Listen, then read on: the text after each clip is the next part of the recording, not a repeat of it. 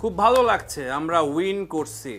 ইন্ডিয়ার বিপক্ষে ঐতিহাসিক জয়ের পর বলেছেন হামজা চৌধুরী, বাংলাদেশের ফুটবলের জন্য বিশেষ একটা দিন এবং বাংলাদেশ ফুটবল দল অনেক দিন পর একটা বড় জয় পেয়েছে।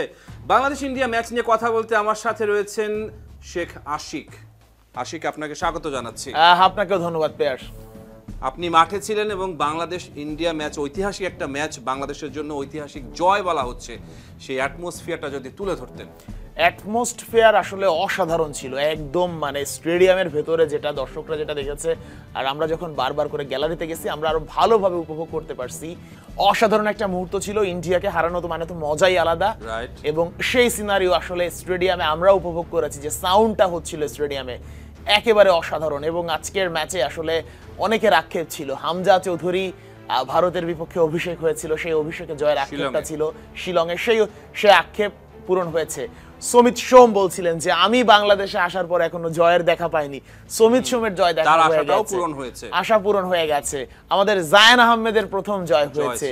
সব মিলে আসলে অসাধারণ মুহূর্ত। এবং যারা দর্শকরা, অনেক দর্শকও বলছিলেন হাঁটতে হাঁটতে ম্যাচের আগে আমাদের লাইভের মধ্যে যে আজকে যদি বাংলাদেশ না জেতে আমি আর কখনো খেলা দেখতে আসবো না, আগেই বলে দিয়েছে। ওই দর্শকটাকেও কিন্তু আজকে মানে ফুটবলাররা লক করে ফেলতে পারছে পরের ম্যাচের জন্য। এই যে মুহূর্তটা, খালি পরের ম্যাচ না, আমার মনে হয় আরো 100 ম্যাচের জন্য ধরেন লক করে ফেলছে। তো এই যে মুহূর্তটা আসলে অসাধারণ, এবং এই আজকের দিনে আসলে আনন্দ করা ছাড়া আর উপায় নেই। এবং আমি দেখছিলাম যখন খেলা শেষ হওয়ার পরে ক্রাউড, দর্শকরা বেরিয়ে যাচ্ছে মাঠ থেকে, তারা বলছে যে তাদের কাছে ঈদের আনন্দের মতো লাগছে, বাংলাদেশ ইন্ডিয়াকে হারিয়েছে, তাদের কাছে অনেক বড় খুশির একটা উপলক্ষ তৈরি হয়েছে। বাংলাদেশ ইন্ডিয়াকে হারিয়েছে এই খুশির উপলক্ষ তো অবশ্যই, কারণ দেখেন যে বাংলাদেশি ভক্ত সমর্থকরা বলে যে পৃথিবীর যে প্রান্তেই ভারত হারুক সেখানেই সবাইকে ঈদ মুবারক। আর সেই জয়টা যখন বাংলাদেশের নিজের হয় ভারতের বিপক্ষে, সেটা নিশ্চয়ই অসাধারণ হয়, এবং এই জয়ের তুলনা আসলে কোনো কিছুর সাথেই চলে না। এবং বাংলাদেশ যে প্রথম গোলটা করেছেন শেখ মোরসালিন, তিনি গোলটা করেছেন, সেই গোলটা নিয়ে যদি বলতেন। মোরসালিনের গোল তো পুরো মূলত রাকিবের মাধ্যমেই হচ্ছে গোল মেক হয়েছে, এবং রাকিব অসাধারণ একটা রান দিয়েছে এবং শেষ পর্যন্ত অ্যাসিস্ট হয়েছে। এবং মোরসালিন একেবারে লাস্ট মোমেন্টে যখন ভারতের গোলকিপার বলটা নিয়েই নিচ্ছে গ্লাভসে, ঠিক তার আগ মুহূর্তে শট করে গোল করে ফেলেছে। তো ওই আক্রমণের পরে বাংলাদেশের আরেকটা ইনসিডেন্ট আমার মনে আছে এখন, যে হামজা চৌধুরী দূর থেকে যে একটা অ্যাটেম্পট নিয়েছিলেন। হ্যাঁ, হামজা চৌধুরী লেফট সাইড থেকে অ্যাটেম্পটটা নিয়েছিলেন এবং আমরা ধরে নিয়েছিলাম গোল হয়ে গেছে। তো এনি হাউ আমরা সবাই একসাথে খেলা দেখছিলাম অফিসে, বলটা লেফট উইং দিয়ে হামজা, সরি রাইট উইং দিয়ে হচ্ছে হামজা শটটা নিয়েছিল, লেফট দিয়ে পেছনে চলে গেছে বলটা, কিন্তু আসলে অসাধারণ ছিল এবং গোল হয়ে যেতে পারতো।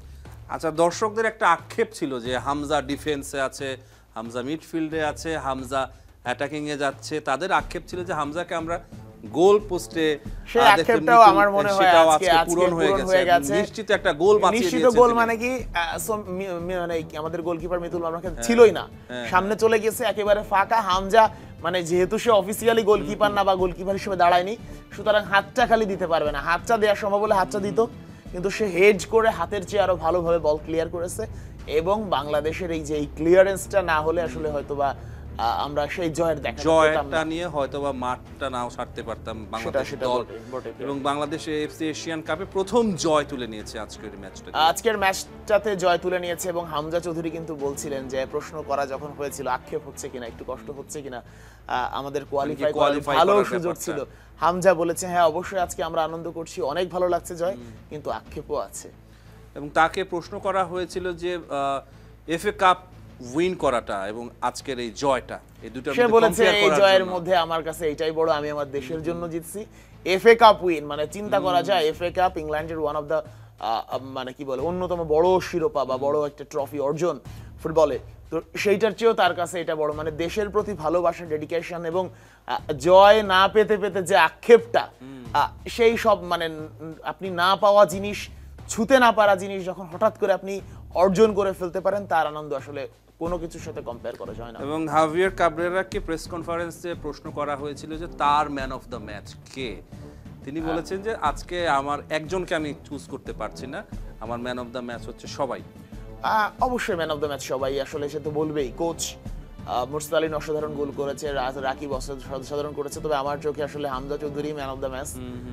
যেভাবে আসলে এফোর্ট দিয়েছেন হামজা চৌধুরী, যে ব্যাপারগুলো আমরা সবচেয়ে বেশি দেখেছি যে হামজা যখন যাচ্ছে, যে মানে অন্য কেউ পারছে না, হামজা যখন এগিয়ে যাচ্ছে মানে বলটা সে উইন করবে ওইখান থেকে।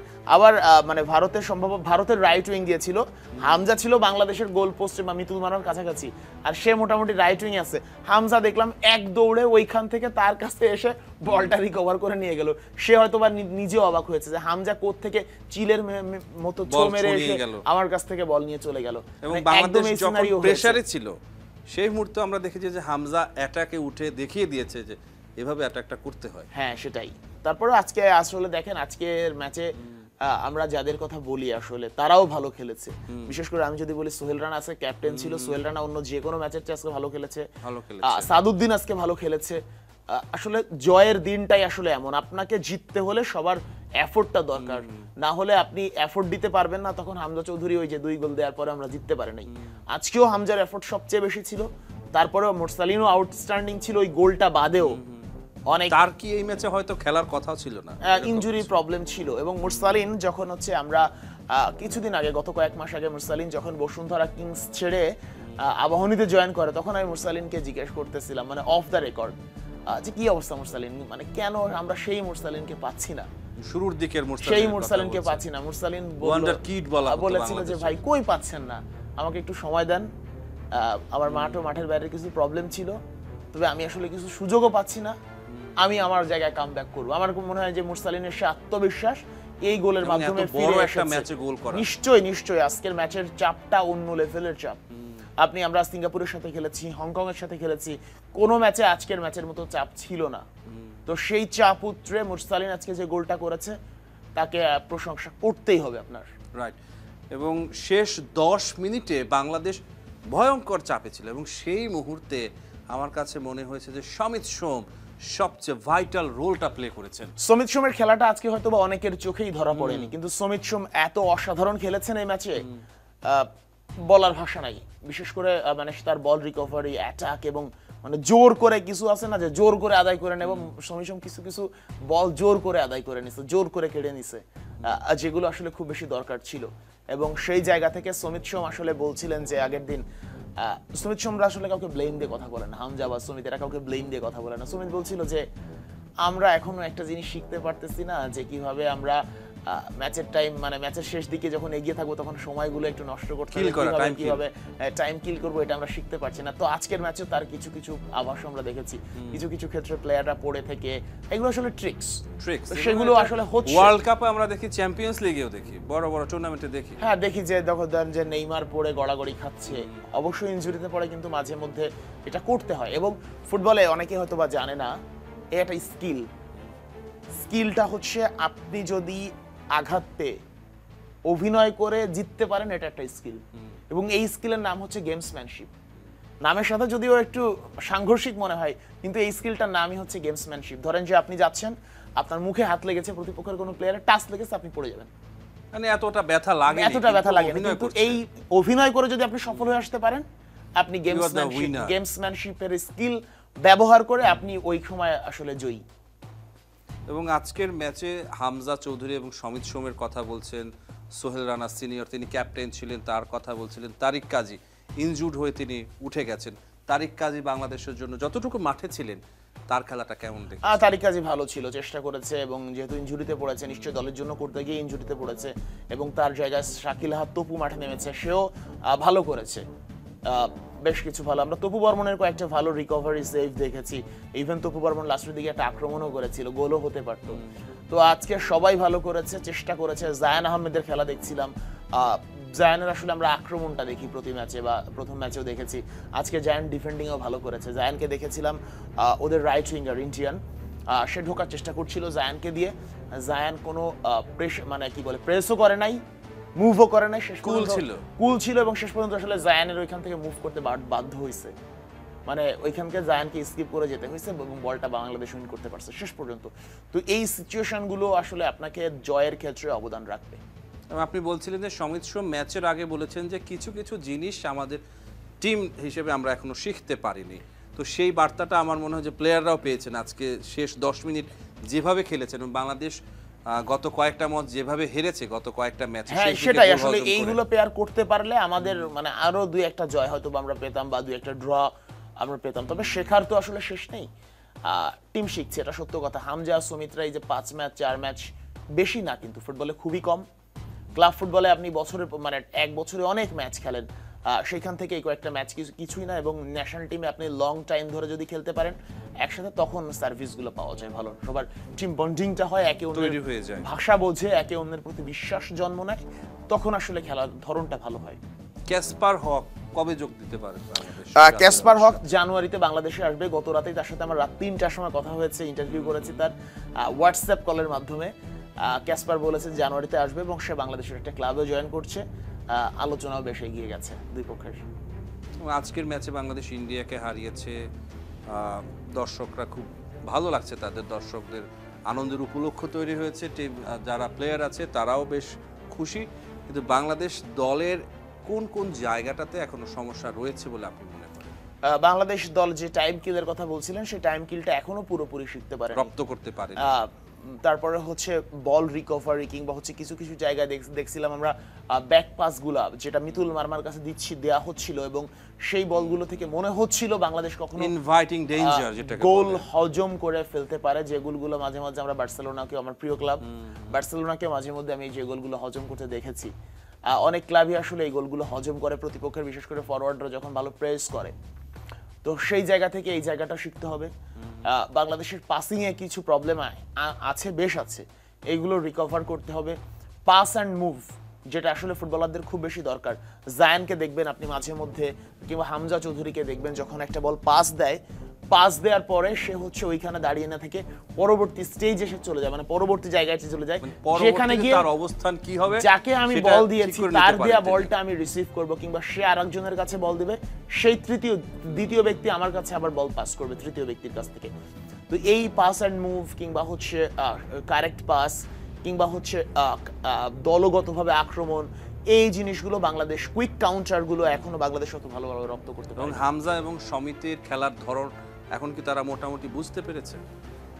এটা বোঝা আসলে টাফ। হামজা সমিতের খেলার ধরন, বিশেষ করে হামজার ধরন বোঝা আসলেই টাফ। মানে আমাদের সাউথ এশিয়ান ফুটবলে আপনি কল্পনাও করতে পারবেন না, একজন অপোনেন্টের ফরওয়ার্ড একদম মানে আমার গোল লাইনের কাছাকাছি আছে বা মোটামুটি ফাইনাল থার্ডের কাছাকাছি চলে আসছে, তখন আমার ডিফেন্স লাইনে থাকা আমার প্লেয়ার গিয়ে তার কাছ থেকে বল উইন করে ফেলবে, এইটা আসলে আনবিলিভেবল। এবং হামজা চৌধুরীর কিছু ট্যাকেল দেখেছি আমরা, মানে যে কেউ ওই ট্যাকেলগুলো করতে গেলে ফাউল করে ফেলে, কিন্তু হামজার এগুলো ফাউল হয় না।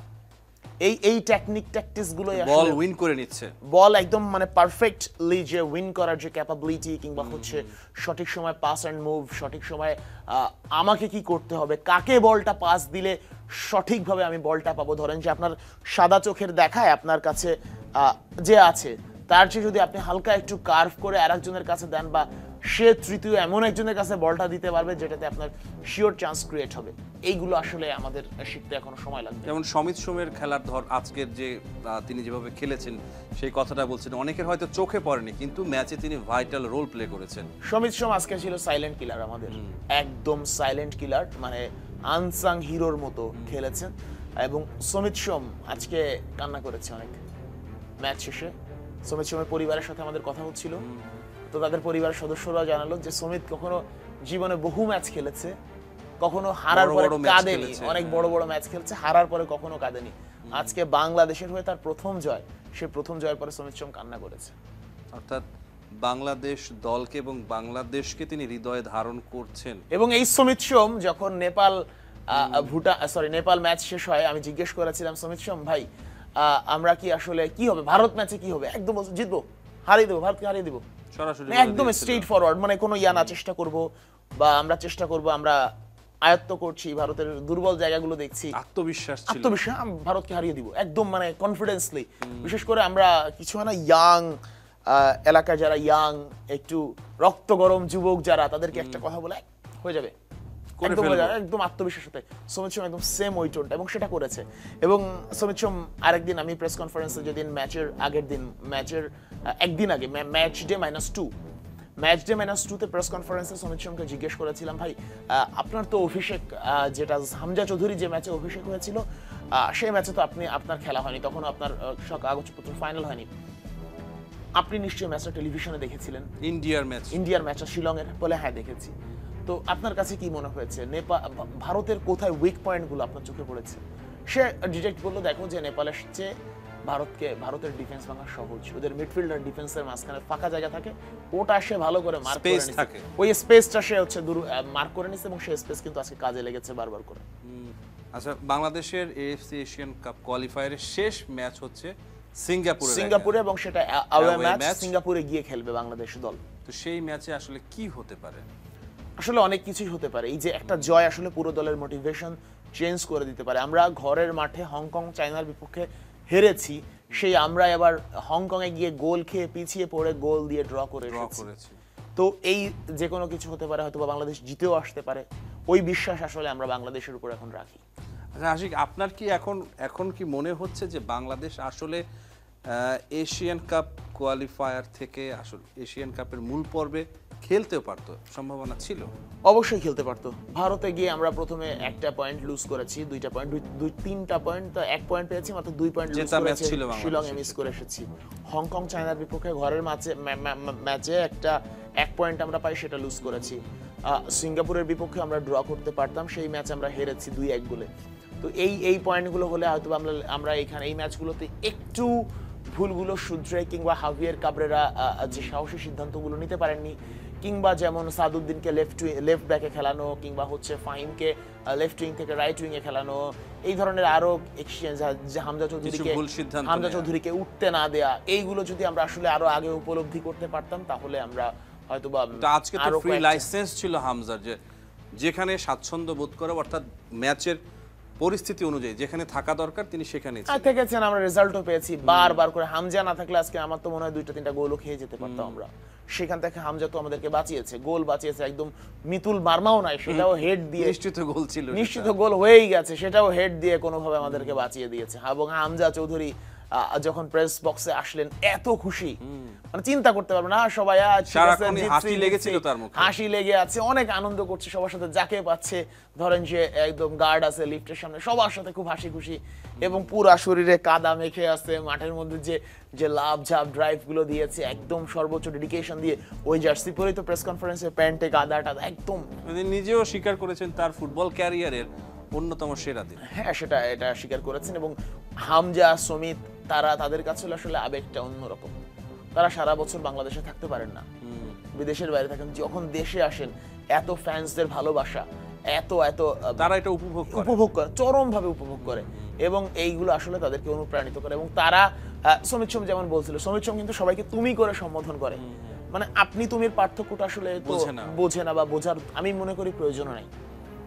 সমিত সোম কিন্তু বলে সবসময়, তোমরা যারা আমাদের ফ্যান, তোমাদের জন্য আমরা জিততে চাই, আমাদের চেয়ে আমরা তোমাদের জন্য আরো বেশি করে জিততে চাই। এই যে মানে ফ্যানদের জন্যই জিততে চাওয়াটা, মানে আমি ব্যক্তি ধরেন যে অনেক স্পোর্টসম্যান আছে যে কি করলাম, ধরেন যে আমি একজন ক্রিকেটার, আমি একটা 50 মারলে বাংলাদেশ টিমে আগামী 20 ম্যাচ আমার জন্য জায়গাটা পাকা হয়ে পাকা। এখানে কিন্তু আসলে সমিত সোমদের বা হামজা চৌধুরীর জায়গাটা ওইটা না। হামজা চৌধুরীর কথা হচ্ছে আমার জন্য না, আমি আমার ফ্যানদের জন্য জিততে চাই। ফ্যানদেরকে কি দিন, বাংলাদেশি জনগণদের জন্য, এই যে তাদের যে প্রফেশনালিজমটা, এটাই আসলে আমাদেরকে আলাদা করে ভাবতে শেখায় ফুটবল আসলে কেমন গেমস, এবং টিমমেটদেরও আসলে সেই পথে যেতে অনুপ্রাণিত করে। আপনি ভালোর সঙ্গে থাকলে ভালো হবেন, খারাপের সঙ্গে থাকলে খারাপ হবেন। আপনি যেমন মেন্টালিটির মানুষের সঙ্গে থাকবেন, আপনার মেন্টালিটি তেমন ভাবে গড়ে উঠবে, খুবই নরমাল। এবং শেখ মুরসালিন আজকে উইনিং গোলটা করেছেন, তিনি ম্যাচ শেষের পরে তাকে দেখছিলাম তিনি কান্না করছেন। নরমাল, মুরসালিনের ক্যারিয়ারে কিছুদিন আগে বাজে সময় গেছে, অনেক মানে মুরসালিন অনেক ভালোভাবে কামব্যাক করেছে তার ক্যারিয়ারে। মুরসালিনের সাথে আমার মাঝে মধ্যে কথা হয়, খুবই মানে স্টাইলিশ ছেলে, ডেডিকেশন আছে খেলার প্রতি, স্পোর্টসের প্রতি। এবং মুরসালিন আসলে আজকের ম্যাচে গোল করে কিন্তু আরো একটা রেকর্ড হয়ে গেছে, বর্তমান রানিং টিমের এখন সর্বোচ্চ গোল স্কোরার মুরসালিন, 7 গোল, এবং তার জার্সি নাম্বারও 7। Ronaldo fan. মুরসালিনের জার্সি নাম্বার যেহেতু 7, গোল হয়ে গেছে 7টা। আগে তপু বর্মন এবং মুরসালিন দুইজনই 6টা গোল নিয়ে ইকুয়াল ছিলেন, এখন মুরসালিন তপু বর্মনকে ছাড়িয়ে গেছেন 7 গোল নিয়ে। এবং রাকিব আজকে তার প্রপার পজিশনে খেলেছেন, যে পজিশনে খেলে তিনি স্বাচ্ছন্দ্য বোধ করেন, সবচেয়ে ভালো খেলেন, সেই পজিশনে রাকিব রাইট উইং এ খেলে অসাধারণ খেলেছে এবং রাকিব রাইট উইং এর জন্য আসলেই ভালো। রাকিবের স্পিড মানে যেভাবে কাজে লাগানো গেছে এবং যার ফল আমরা, যদিও ওইটা আসলে লেফট উইং দিয়ে ঢুকে গিয়েছিল রাকিব, সেটাই হোক, তবে নিজের পজিশনে নিজে থাকলে মানে যে কোনো জায়গা থেকে একটু বেটার করা যায়। আশিক, আপনাকে অসংখ্য ধন্যবাদ। আপনাকে ধন্যবাদ পিয়াস।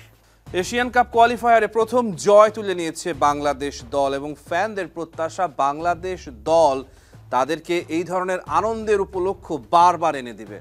Rahman pair, star news.